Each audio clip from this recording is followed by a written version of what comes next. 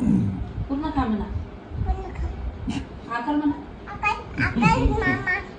अरे खाऊ दे ना बाई. हा? भात खा फक्त. अरे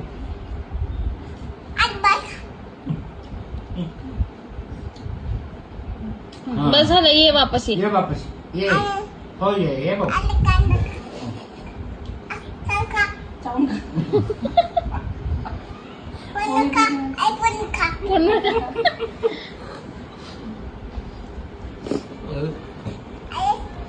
काय आहे ते? काय आहे पिल्लू? बेटा खाऊ दे ना हळूहळू.